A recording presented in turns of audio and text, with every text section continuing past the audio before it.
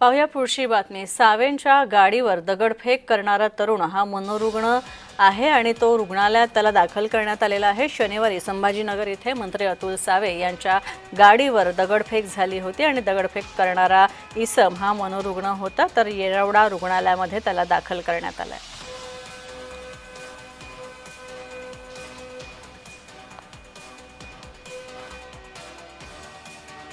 शेजून आम्ही या व्यक्तीस आम्ही उंचवाडी येथे प्रादेशिक मनोरुग्णालय येथे घेऊन आलेलो आहे। त्यांनी काल माननीय मंत्री महोदय श्री अतुलजी सावे यांच्या गाडीला दगडफेक केली होती।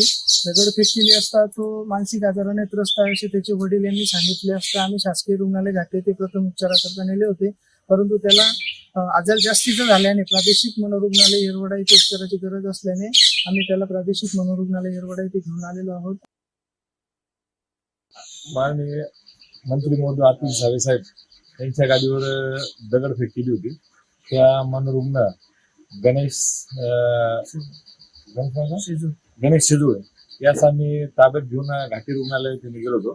घाटी रुग्णालयात मानसोपचार तज्ञ त्यांनी अधिक उपचारकामी त्यांनी ट्रीटमेंट दिली। अधिक उपचारकामी त्याला जास्त आजार असल्याने त्याला पुन्हा येथे येरवडा हॉस्पिटल मेंटल हॉस्पिटल ते अधिक उपचार काम दाखल करण्यात आले आहे।